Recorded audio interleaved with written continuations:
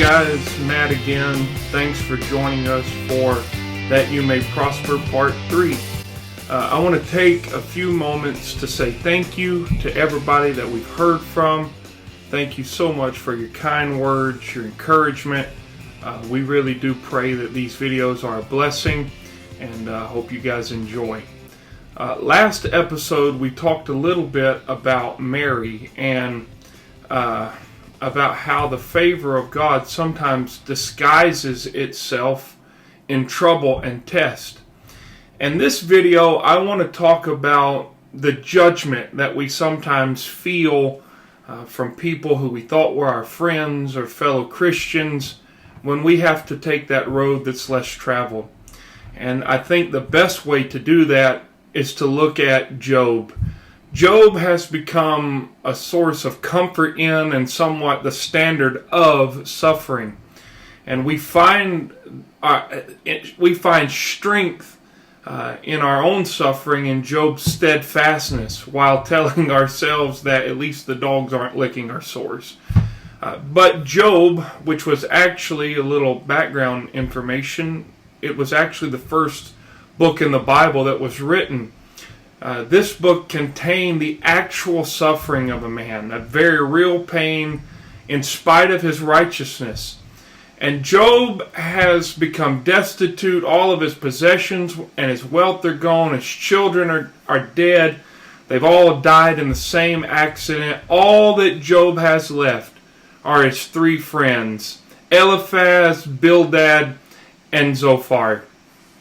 And it has often been suggested that these friends of Job came to gloat, or that they were somehow jealous of Job in his prosperity.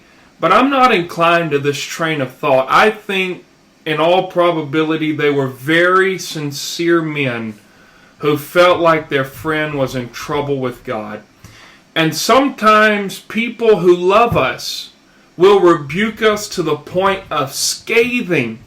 They will accuse us, they will pronounce judgment on us, and it's hard to take. There is a temptation in this to defend ourselves, to tell them to take a hike. Just forget you, man. But I want to caution you, because the reality is that many of these people, while they are not doing a right thing, their motivation comes from a right place. And regrettably, Job's friends, like ours at times, are not able to endure the mystery of his suffering.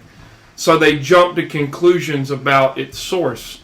Eliphaz, the first to address Job, comes from the place, I don't want to do this, but I feel like I have to. Does that sound familiar? Probably most of you have had those friends that start out that way in the conversation. I don't want to do this, but I feel mandated to do this.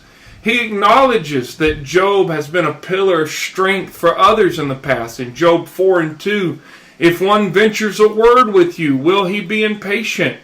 Yet who can keep from speaking? Behold, you have instructed many, and you have been strength to the weak hands.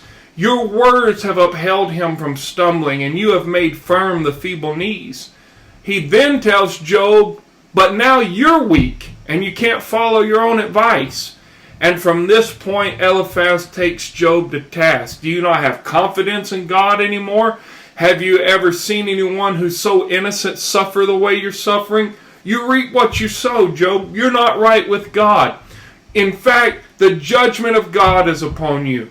And while Eliphaz started the salvo, Bildad and Zophar, they pile it on. Bildad in Job 8:20. See, God will not reject a blameless person, nor take a hand against an evildoer. Zophar in Job 11. If iniquity is in your hands, put it far from you, Job. Do not let wickedness abide in your tent. Surely you will lift up your face without blemish. You will be secure. You will not have to fear. In other words, if you just repent, Job, everything will be okay.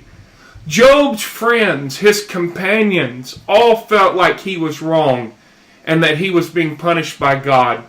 What was their reasoning? God sends calamities upon wicked people only. You have suffered a calamity, therefore you must be wicked, Job. I want to help somebody right here if I can. Everything these men said in relation to Job was misguided. But they felt compelled, even mandated, to show him the error of his ways. Anyone who has spent time with a friend who is suffering knows how hard it is to remain silent and to remain there without trying to give an answer for why your friend is going through what they're going through. It is excruciating to suffer silently with a friend who's trying to rebuild their life piece by piece without any certainty of its outcome. And we look for answers even when they are far, far above our understanding. How much harm have well-intended people caused by giving pious-sounding answers to the suffering, even though they have no idea what they're talking about? It's all for the best. It's all part of God's plan. God will never put more on you than you can handle. It is arrogant for them to imagine that they know God's plan for you. It is foolish for them to think that they can know the reason for somebody else's suffering, especially since they don't even know the reason for their own suffering in most cases. Job's friends cannot lament with Job or even acknowledge that they lack a basis for judging him. They are hell-bent on defending their imagined position of God by placing the blame on Job. They feel like it has to be Job's fault. As the friends' speeches continue, their rhetoric becomes increasingly hostile toward Job. And faced with a they self-impose this choice. They decide they're going to blame Job rather than blame God. And they harden their heart against their friend. These friends become more than friends. They didn't just want to be Job's friend through his trial. They wanted to be his judge. They wanted to be his instructor in the ways of redemption. They were wrong, and friendship should not be this way. We're given a litmus test of true friendship in Proverbs 17:17. A friend loves at all times, and a brother is born for adversity. Not only when it's convenient, not just when it's agreeable to love, but a friend loves at all times. With that being said, in spite of the venom, in spite of the false accusation, in spite of the hell that they added to Job's experience, Job was only permitted to move beyond his suffering. He was only permitted to move beyond his trial when he forgave them. Job 42:10, and the Lord restored the fortunes of Job when he prayed for his friends. Job teaches us a very hard lesson, primarily that God does not need our understanding and that he does not owe us explanations for his actions. David, another example, he's driven from his throne by his son. He was a man after God's own heart. Yet when Shimei threw stones and cursed him, Joab would have stopped him.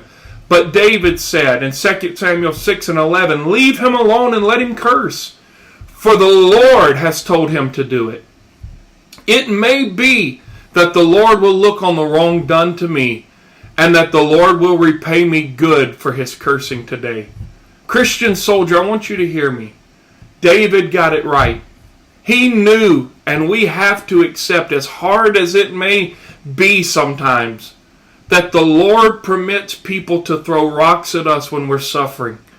That the Lord allows people to accuse us when we're innocent, just to see how we'll respond. It's part of the making of a Christian. A Christian is not made while the worship team's singing and we're all praising and our hands are lifted. No, a Christian is made in the battle, in the trials, when he has to have his sword out and there's blood and guts and he's carrying scars from wounds. That's how a Christian is made. Friend, I appreciate so very much you taking time to view our content.